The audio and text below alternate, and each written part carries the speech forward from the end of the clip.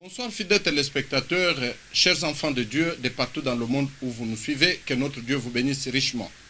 En matière de la foi, la Bible constitue le seul étalon de mesure permettant de jauger tout enseignement de la parole de Dieu.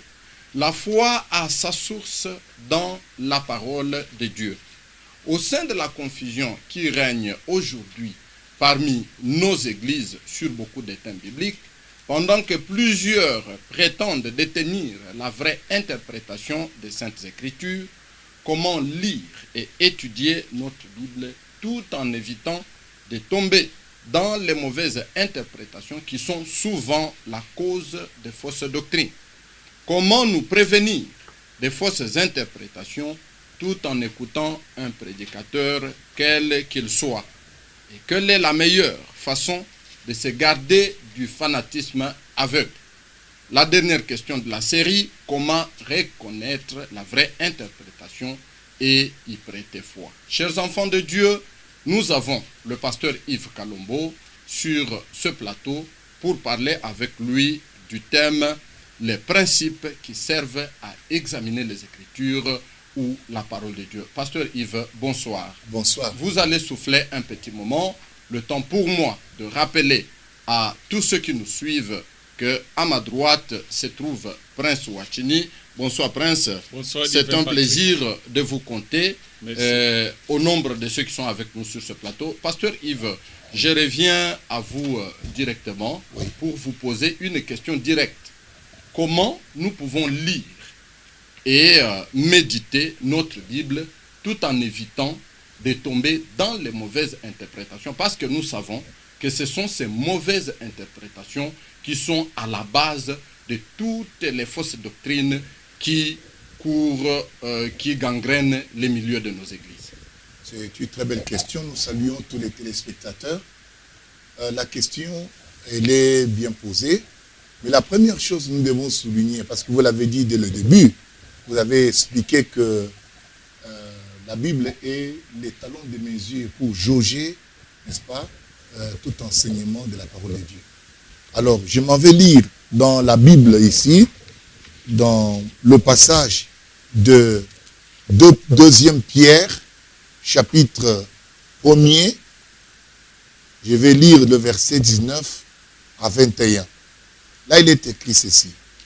Et nous tenons d'autant plus certaine la parole prophétique à laquelle vous faites bien de prêter attention, comme à une lampe qui brille dans un lieu obscur, jusqu'à ce que le jour vienne apparaître et que l'étoile du matin s'élève dans vos cœurs.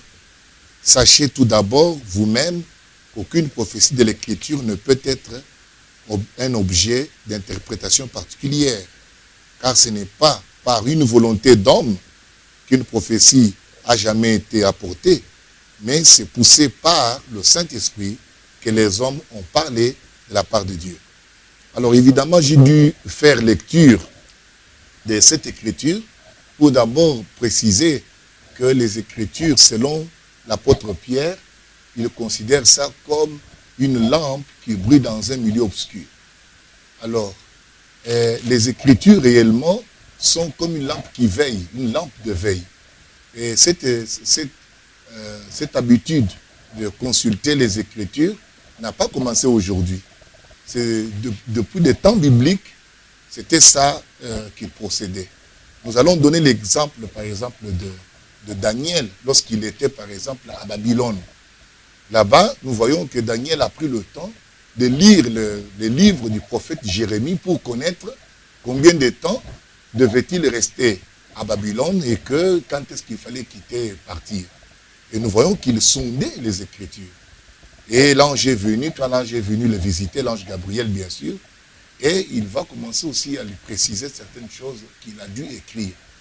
Et quand Jésus est venu, nous voyons que Jésus lui-même dit aux apôtres, il leur dit que lorsque vous verrez l'abomination de la désolation, n'est-ce pas, établie en lieu saint, que celui qui lit fasse attention. Vous voyez donc, quelque part, même Jésus recommande aux gens de continuer à observer les événements, mais en veillant avec les Écritures. Les Écritures sont comme une lampe de veille. La même chose aussi lorsque nous voyons Pierre, le jour de la Pentecôte, qu'ils ont reçu le Saint-Esprit, il montre directement aux gens que non, en fait, l'événement qui s'est passé là, c'était déjà écrit dans Joël, hein, chapitre 2, verset 28. Donc, nous voyons qu'ils avaient l'habitude d'observer les Écritures. Jésus lui-même, après sa résurrection, sur le chemin d'Emmaüs, avec les 2 disciples, il a commencé à leur expliquer toujours les Écritures pour essayer d'éclairer l'événement qui venait d'arriver, cet événement de la mort et de la résurrection du Messie. Et eux se demandaient, le Messie normalement ne devait pas mourir, mais comment le Messie est mort? Parce qu'on nous dit que la chose était cachée à leurs yeux. Mais nous voyons que Jésus a pris tout son temps et il essayait d'éclairer cet événement-là avec des écrits des prophètes, des écrits de Moïse, avec les psaumes.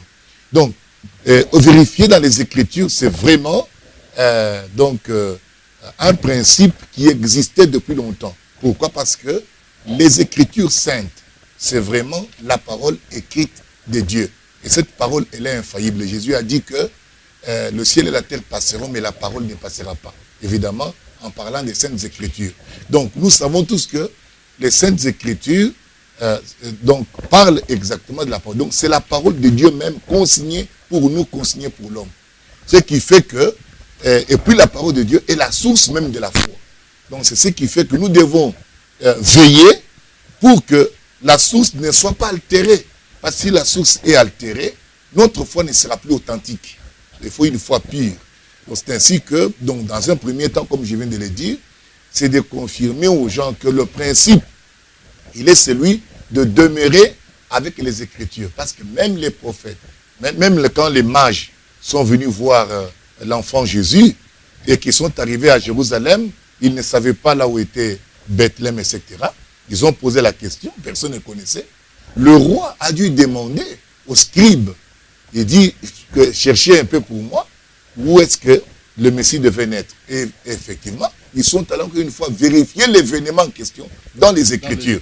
Donc les Écritures sont comme une lampe de veille qui nous permet justement de comprendre les événements qui se passent dans notre environnement, dans notre temps, parce que Dieu a tout déjà prophétisé. Mais pasteur, vous parlez de rester avec la Bible, mais vous n'avez pas oublié que tous ceux qui véhiculent des fausses interprétations dans les milieux des églises ont entre leurs mains la même Bible que vous tenez. Qu'est-ce qui est à la base de ces fausses interprétations, alors qu'ils ont la Bible, ils lisent la Bible, mais ils disent quand même des choses qui ne cadrent pas avec cette Bible qu'ils ont entre leurs mains. D'abord, interpréter, c'est quoi? Interpréter, c'est donc essayer d'expliquer ce qui semble être obscur, ce qui semble être impénétrable par la pensée humaine, savoir expliquer cela. Or ici, nous avons affaire à la parole de Dieu. Or, aucun humain ne peut interpréter la parole de Dieu, parce que la pensée de Dieu est plus élevée que la pensée de l'homme. Donc la première chose, c'est ne pas mal interpréter la parole de Dieu, ne pas essayer de l'interpréter soi-même. La deuxième chose, c'est de ne pas disloquer la parole de Dieu. Vous voyez, on ne doit pas disloquer la parole de Dieu, c'est-à-dire qu'on enlève une grande partie, on laisse tomber l'autre partie, et là, carrément, on a disloqué la parole de Dieu et ça ne sera pas une bonne chose. Et puis, une autre chose maintenant, mal placer la parole de Dieu. Donc, il y a des choses ici dans la... Donc, ça, ce sont les trois principes sur lesquels les gens peuvent se fonder pour leur permettre de lire sans trop, n'est-ce pas, de danger, de lire la parole et de l'étudier. Donc, ne pas mal interpréter la parole. Deuxièmement, ne pas mal placer la parole et ne pas disloquer la parole. Alors, interpréter, comme nous avons dit, Dieu est son propre interprète. C'est-à-dire que les Écritures, vous les laissez telles qu'elles sont. Par exemple, lorsque Dieu a dit dans le livre d'Ésaïe, au chapitre 9, verset 5, qu'une vierge concevra. Comment maintenant il a interprété? Voyez cela, voyez. Maintenant, nous ne devons, parce que humainement parlant, quand nous voyons qu'une vierge doit concevoir, c'est inconcevable. Même si vous appelez les médecins. De la folie. On trouve une vierge une femme, une fille qui n'a pas connu d'homme et qu'elle va mettre au monde comme cela, ça ne semble pas avoir de sens. Donc, même si vous êtes là, vous allez trouver que notre frère Esaïe, il exagère, qu'est-ce qu'il raconte? Vous voyez? Or, il était un prophète, il exprimait la pensée de Dieu. Maintenant, le jour où la Vierge Marie a conçu et qu'elle a mis au monde, c'était l'interprétation de cette écriture-là qui se trouvait déjà annoncée depuis longtemps. Donc, on ne fait que consulter l'écriture pour comprendre l'événement qui vient d'arriver. Donc, Dieu interprète lui-même sa propre parole. Nous voyons même Jésus-Christ. Il n'essayait pas de dire seulement aux gens que, écoutez, l'écriture ici parle de moi. Non. Il essayait de leur montrer toujours l'écriture. Par exemple, à la résurrection, lorsqu'il était avec les disciples sur le chemin de Maïs, les disciples ne comprenaient pas pourquoi le Messie devait mourir, parce qu'eux savent que le Messie est Dieu et il doit demeurer. Maintenant, voilà que le Messie est mort. Alors, nous voyons que Jésus, nous savons tous que cela leur était empêché de comprendre. Nous voyons que Jésus va les éclairer sur cet événement-là, mais avec les Écritures. Une fois encore, il n'essaye pas de les interpréter. Dieu les a déjà interprétés en faisant que le Christ est mort à la croix et qu'il est ressuscité. Était déjà une manifestation de ces prophéties. Maintenant, il faisait quoi? Il ne faisait qu'indiquer à ces gens de voir que ce qui est arrivé ici, c'est quelque chose qui était déjà écrit. Donc, Dieu interprète lui-même sa propre parole. Nous regardons aussi Joël, n'est-ce pas? Plutôt Pierre à Pentecôte. Lorsqu'ils ont reçu le Saint-Esprit, il n'a pas essayé d'interpréter la parole. Il a dit seulement aux gens, écoutez, ce que vous voyez ici, c'est passé, c'est ce qui est écrit dans Joël. Donc, essayant toujours de se référer à une prophétie qui a été déjà dite et qui demeurait là, qui semblait ne pas avoir de sens, mais ce jour-là, nous voyons la prophétie manifestée. C'est ainsi que l'interprétation est donnée par Dieu lui-même en manifestant sa propre parole. C'est ça pourquoi nous avons dit que n'essayons pas nous-mêmes d'interpréter nous-mêmes, essayant d'expliquer, parce qu'un homme ayant une pensée limitée ne peut pas interpréter Prince, la pensée de Dieu. c'est impatiente. Oui. J'ai quelques préoccupations à relever pour que Pasteur Yves arrive quand même à éclaircir certains aspects. Oui. D'abord, la toute petite question que je peux vous poser, est-ce que la Bible a déjà été écrite et c'est fini? Oui. Donc, normalement, la Bible est déjà écrite et c'est terminé. Parce que, lorsque vous prenez la Bible elle-même, Dieu l'a écrite, disons, pour un peu expliquer aux gens, Dieu a écrit la Bible sur une période de 1600 ans à peu près. C'est-à-dire, et puis avec des écrivains différents. L'auteur, c'est lui.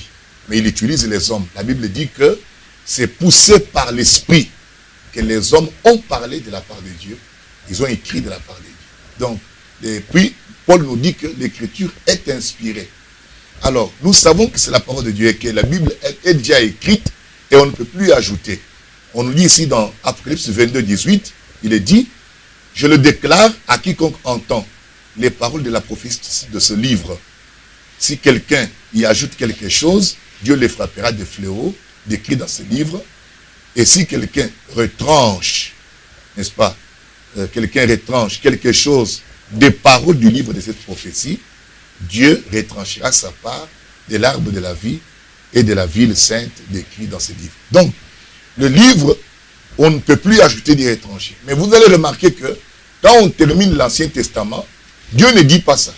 Voyez, mais quand il ajoute le Nouveau Testament et que les choses se sont manifestées, Christ est venu et il a tout conclu, nous voyons maintenant, là, il dit que plus rien ne doit être ajouté ni retranché. Donc ça veut dire que la Bible est déjà écrite. Maintenant, nous avons la révélation complète, n'est-ce pas, de Dieu.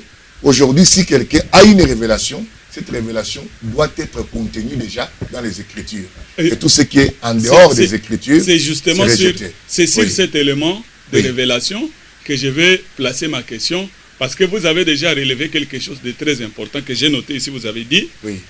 Vous avez cité dans la Bible un passage qui dit, c'est poussé par l'esprit que les hommes ont parlé de la part de Dieu. C'est ça. Voilà pourquoi maintenant je voudrais vous poser la question en rapport avec la révélation.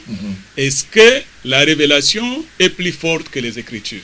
Bon, c'est-à-dire que c'est comme si nous disons, au fait, les Écritures, c'est quoi? Les Écritures, donc... C'est-à-dire, si je peux éclaircir ma question, je peux dire que quand bien même la Bible a été écrite, comme nous l'avons, la pensée de Dieu exprimée sous forme de textes, coulée sous forme de textes, voilà. Et que Dieu continue à envoyer des serviteurs. Voilà. N'est-ce pas, un serviteur peut venir avec une révélation, quand bien même elle n'est pas écrite dans la Bible et que nous l'acceptons. Est-ce que ce serviteur de Dieu-là va faillir au regard de ces trois principes que vous venez de relever tout de suite? Oui, tout serviteur qui viendra, comme la Bible est déjà écrite, donc la révélation, elle est complète. Un serviteur qui viendra aujourd'hui, même en 2018 ici, ou que ce soit, c'était en 2015, 2000 combien, tout ça, 2018 ici, la pensée divine, comme vous avez dit ça tout à l'heure, la pensée divine est déjà consignée dans les Saintes Écritures. Donc Dieu a fini de donner la révélation qu'il avait à l'humanité. Si un serviteur de Dieu vient aujourd'hui et qu'il recevait une révélation, cette révélation doit se trouver dans les Écritures. Si cette révélation n'est pas dans les Écritures, cela consisterait à ajouter ou à retrancher. Automatiquement, il est disqualifié. Voilà ce qui nous permet, nous aussi, c'est encore un des principes qui nous permet de jauger chaque fois que quelqu'un vient, même s'il fait un miracle, même s'il dit n'importe quoi, mais nous voulons entendre ce qui va sortir comme enseignement, comme parole qu'il donne aux gens. Quels que soient les miracles qu'il a fait. On nous dit ici que si quelqu'un ajoute ou retranche à la prophétie qui est dite ici dedans, vous voyez, ça c'est la prophétie. Vous voyez, et on nous dit que le témoignage de Jésus-Christ est l'esprit de la prophétie. Donc si cette personne vient, qu'il soit prophète, qu'il soit apôtre, qu'il soit pasteur ou qui que ce soit, peu importe combien il est populaire, si ce qu'il dit ne se trouve pas dans les Saintes Écritures, automatiquement il est disqualifié. Mais quand même la personne peut venir. Comme ce fut au temps de Jésus, il a lu Ésaïe et il s'est personnifié par rapport à l'écriture qu'il avait dit. Il a dit, cette écriture s'est accomplie aujourd'hui. Et la personne vient aussi, elle, aujourd'hui, elle lit une écriture et elle se personnifie par rapport à cette écriture-là. C'est une belle question. Comment c'est ce que nous avons dit tout à l'heure. Donc, jamais nous devons interpréter nous-mêmes l'écriture. Jésus n'a pas interprété lui-même. Ce qui s'est passé, c'est quoi? La première chose, Jésus est parti au baptême de Jean-Baptiste. Arrivé là-bas, on le baptise, le ciel s'ouvre. L'Esprit descend sur lui. Vous voyez, il est loin. Maintenant, Jésus, va chercher l'expérience qu'il vient de vivre là. Il va la chercher dans les Écritures. C'est ainsi qu'il trouve l'endroit où il est écrit, l'Esprit du Seigneur est sur moi, il m'a oint. Vous voyez, donc non pas qu'il interprète lui-même, non, il rapporte un événement qui s'est passé avec lui, mais qui était déjà écrit. Vous voyez, donc Dieu n'invente pas. Dieu a déjà écrit là-dessus. Maintenant, si un prédicateur vient aujourd'hui et il prend une écriture seulement comme cela, et il dit que cette écriture c'est moi, alors que nous ne voyons même pas la manifestation de cette écriture. Ou qu'il prenne une prophétie quelconque. Et il déclare que voilà, cette prophétie c'est moi. Il n'y a rien qui prouve que c'est lui. Il ne peut pas, c'est-à-dire on nous dit que aucune prophétie, n'est-ce pas, de l'écriture ne doit être l'interprétation, une interprétation particulière. Vous voyez, vous les sortez. Il faut que ce soit Dieu qui fait un événement. Alors maintenant, nous voyons que non, il y a un événement ici. C'est comme Jean-Baptiste. Il prêche, tout le monde est étonné. Il dit, on est venu demander, mais toi qui es-tu? Oh, moi je suis la voix qui suis criée dans le désert. Vous voyez, il s'est identifié parce que nous avons là en face un ministère, réellement, et il fallait trouver quand même une écriture qui parle de ce ministère-là. Et c'était là. Vous voyez. Maintenant, ici, il ne faut pas que ça soit un homme lui-même qui se dit, voilà, c'est moi la voix là, alors qu'il ne l'est même pas. Il faut que ça soit Dieu qui fait de toi cette voix-là, pour que l'écriture soit une écriture vivante. Lorsque l'écriture est manifestée par Dieu, Maintenant, il a de la valeur. Maintenant, c'est Dieu qui, en manifestant sa parole, l'interprète en quelque sorte, en donne le sens caché. Alors que pour nous humains, nous pouvons lire une écriture et nous allons, avec nos pensées charnelles, nous risquons de mal interpréter cela et cela va causer un dégât parmi les gens. Pasteur, les fausses interprétations, nous en parlons. Oui. C'est une évidence qu'elles n'ont pas commencé aujourd'hui. Elles datent des temps bibliques. Oui. Et nous en parlons aujourd'hui. C'est une façon d'avertir les enfants de Dieu parce qu'elles sont là. Oui. Comment maintenant on peut se prévenir contre ces fausses interprétations? Parce qu'elles sont là. Ça, c'est une vérité. Mais maintenant, nous allons regarder quelle était l'attitude des disciples dans les Saintes Écritures. Nous regardons dans Actes chapitre 17. Oui. En lisant au verset 11, on nous déclare « Ces Juifs avaient des sentiments plus nobles que ceux des Thessaloniques. Ils reçurent la parole avec beaucoup d'empressement, vous voyez, et ils examinaient chaque jour dans les Écritures, ils examinaient chaque jour les Écritures pour voir si ce qu'on leur disait était exact. » C'est déjà un élément très important. Nous voyons donc que, bien qu'on leur a dit des choses, mais ils vont vérifier avec pourquoi l'Écriture constitue une lampe de veille pour comprendre ce qui est dit, si cela vraiment vient de Dieu ou pas. Si ça vient de Dieu, il faut que ça soit déjà consigné dans les Écritures. Dans les Écritures. Vous voyez. Oui. Donc, ça c'est le principe de base que nous voyons les apôtres tous en train d'appliquer cette chose ici. Même lorsqu'il y a eu discussion, dans Actes chapitre 15, verset 1er, on dit que quelques hommes venus de Judée enseignaient les frères en disant, si vous n'êtes pas circoncis selon les rites de Moïse, vous ne pouvez pas être sauvés. Vous voyez, on nous dit, Paul et Barnabas eurent avec eux un débat et une vive discussion. Et les frères décidèrent que Paul et Barnabas et quelques-uns de leurs monteraient à Jérusalem vers les apôtres et les anciens pour traiter cette question. Et quand ils sont arrivés là-bas, effectivement, on nous dit qu'ils se sont tous réunis. Et on dit une chose ici. On dit que, alors, lorsqu'ils eurent cessé de parler, Jacques prit la parole et dit, « Hommes frères, écoutez-moi. Simon a raconté comment Dieu a d'abord jeté les regards sur les nations pour choisir du milieu d'elles un peuple qui porte son nom. » Et il dit, et avec cela s'accordent les paroles des prophètes selon qu'il est écrit. Donc, dans ces discussions, voyons ce qui se passait. Nous voyons qu'ils se sont repliés, quand même, refaits à quoi? Aux Saintes Écritures, pour essayer de trouver si cet événement est dans les Écritures. Même lorsque Pierre était parti chez Corneille, ils ont dû vérifier dans les Écritures pour voir si réellement la façon que Pierre est allé chez Corneille et que le Saint-Esprit est tombé là-bas, ils ont vu après que oui, Dieu avait déjà dit que non, réellement, il allait aussi répandre l'Esprit sur les gentils, sur les gens des nations. Donc la règle générale dans les Écritures, nous voyons, c'était de rester avec les Écritures et vérifier toujours ce qui nous est prêché. Et ce que nous devons faire aujourd'hui. Maintenant, deuxièmement, pour ne pas sortir, parce que ça c'est sur le principe d'examiner. Oui. Maintenant, l'autre principe, c'est que quand nous étudions l'Écriture et que nous lisons la parole de Dieu, ne sortons pas, n'est-ce pas, la prophétie ou bien la chose que nous avons trouvée hors de son contexte. Nous devons demeurer dans le contexte que la Bible nous donne. Vous voyez, je ne peux pas, par exemple, aller prendre, par exemple, Moïse là-bas. Je vois que Moïse était sur la montagne et Dieu dit à Moïse que ôte tes souliers parce que le lieu sur lequel tu tiens est une terre sainte. Et nous voyons Moïse enlever les souliers parce qu'il était là-bas.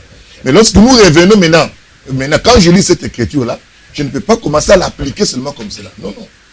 Cela a été dit à Moïse.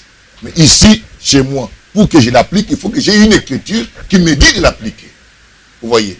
Donc, ce sont des choses comme ça. Donc, ne pas sortir une écriture de son contexte, n'est pas mal placer la parole. Je trouve ici, par exemple, que on tuait les moutons. Quand quelqu'un a péché, il prend un mouton, il part avec.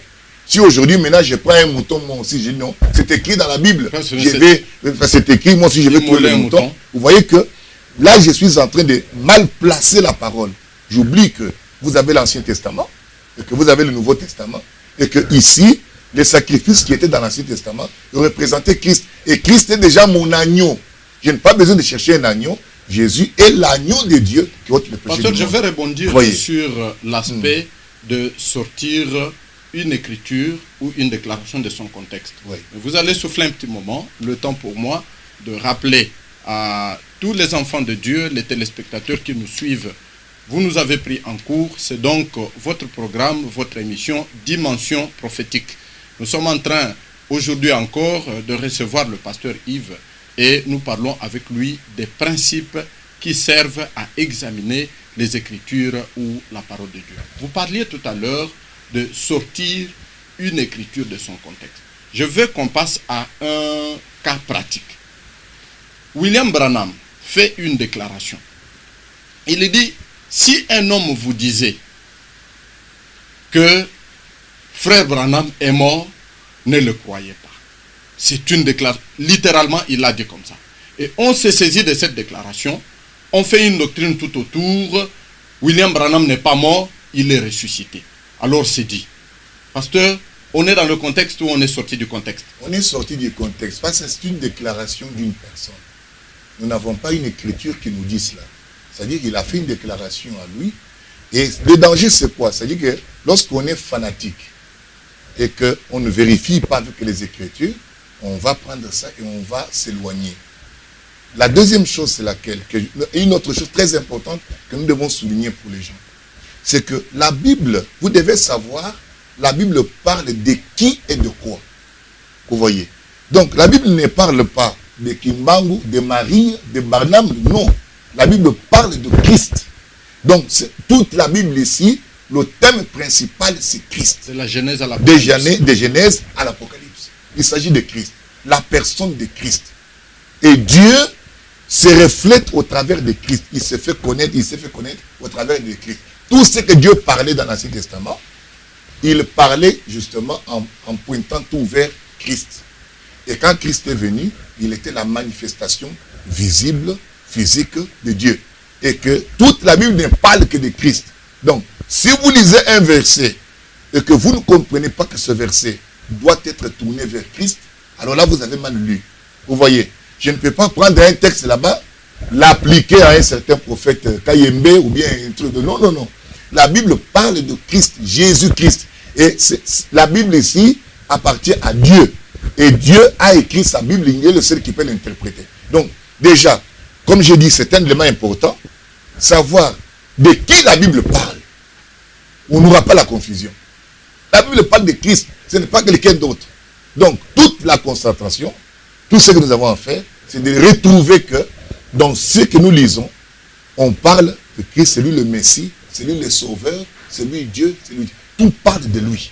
Vous voyez. Donc, ceci est très, très capital parce que ça allait nous passer vite, vite là. Nous avons aussi retenu dans vos explications que Dieu a toujours utilisé des hommes. Bien sûr. En dehors de l'exemple que Divin Patrick a donné sur le prophète William Aaron Branham, il y a aussi, même dans le contexte congolais, où des pasteurs qui, connus dans la ville, célèbres, et ils ont agi puissamment, Dieu les a utilisés, et qui vous disent que la Bible, en grande partie, le Nouveau Testament a été écrit par Paul. Il vous dit que telle déclaration de Paul ne colle pas avec nos réalités. Moi, en tant que serviteur de Dieu, rempli du Saint-Esprit, je dis ça. Est-ce que cette déclaration de l'homme de Dieu, qui a aussi le Saint-Esprit comme Paul, n'a-t-il pas des rapports avec les trois principes de la Bible tels que vous les soulevez? À la Bible, on n'ajoute plus. Et puis, vous n'avez plus de prophètes écrivains aujourd'hui. Les prophètes écrivains, le temps là est passé. La Bible est terminée, il n'y a plus de prophètes écrivains. Maintenant, lui, quand il déclare, il va déclarer comme cela. Il sera isolé. Maintenant, les gens qui sont restés dans le monde entier, comment ils connaîtront ce qu'il dit là? Donc, ça n'a pas de sens. Donc, Pasteur, en parlant de prophètes écrivains, par rapport à la Bible seulement, mais parce que nous avons une abondante littérature qui pilule et qui est mise sur le marché. Oui, il y a de la littérature qui est abondante. Et qu'on peut aussi considérer comme de la parole inspirée de Dieu. Oui, bon, nous disons ceci, c'est-à-dire que les gens écrivent leur témoignage, ils écrivent leur expérience avec Dieu, etc. Nous pouvons lire tous ces livres.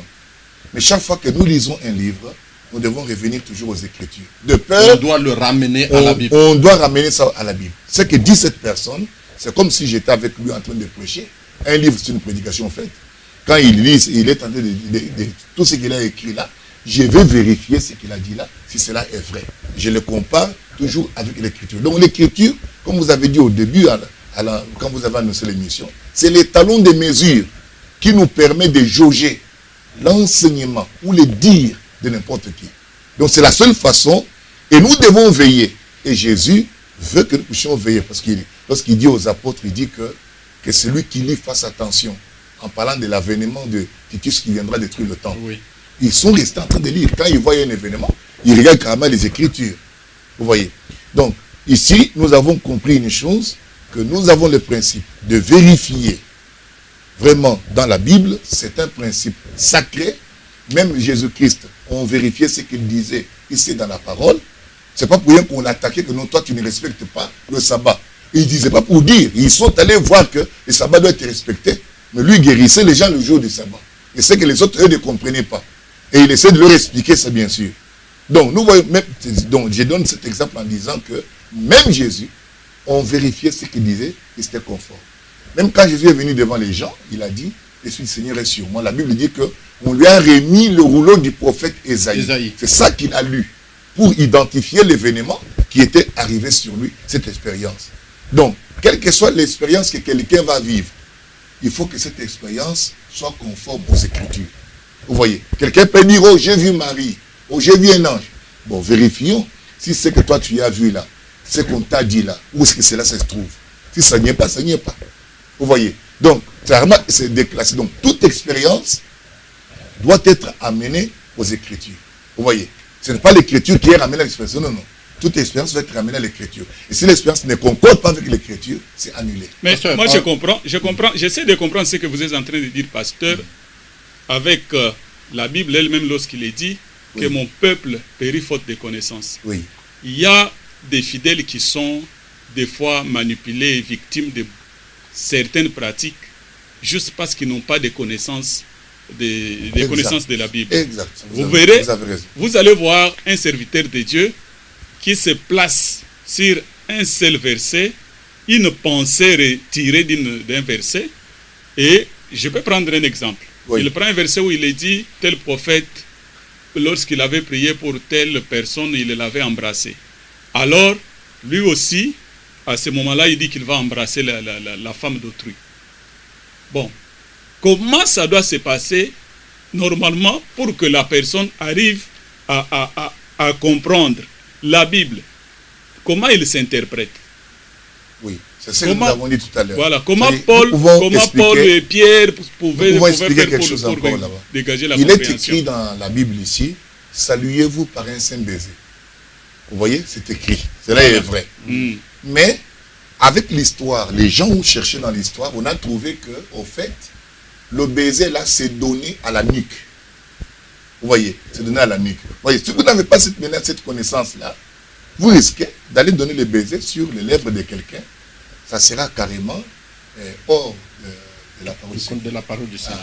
Ça sera comme l'homosexualité. Vous allez donner les lèvres. Non, c'est pas possible. Et puis, tu ne peux pas non plus aller embrasser la femme d'autrui. C'est pas juste. Donc, je crois que, comme nous avons dit, chaque chose doit être examinée. Donc, n'est pas mal interpréter la parole de Dieu. Évidemment, si quelqu'un veut faire ses histoires, il trouvera toujours une raison pour essayer de faire. Mais ici, qu'est-ce que nous faisons?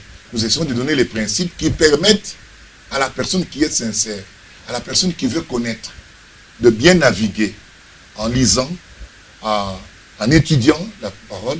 Même s'il a lu un auteur, il peut lire, il y a beaucoup d'auteurs, il y a beaucoup de secteurs qui ont écrit des livres qui ont aidé les gens, bien sûr, parce qu'ils racontent leurs expériences.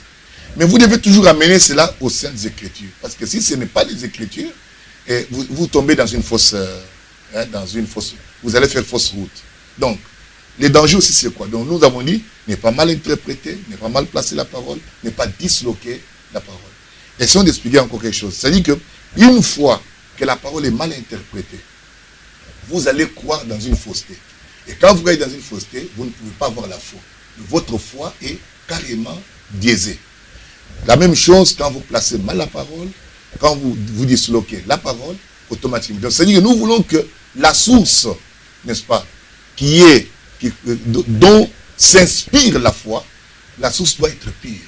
Si une fois que vous, c'est-à-dire qu'il faut que le peuple comprenne ça, mais pas être fanatique des gens, mais plutôt veiller à ce que la source soit bonne, parce que si la source n'est pas bonne, peu importe ce que vous allez faire, votre foi sera faussée et vous n'aurez pas la foi du tout. Pasteur, vous voyez, c'est ce qui est arrivé à Ève. Sur ne pas mal interpréter la parole, ne pas mal placer la parole, ne pas disloquer la parole.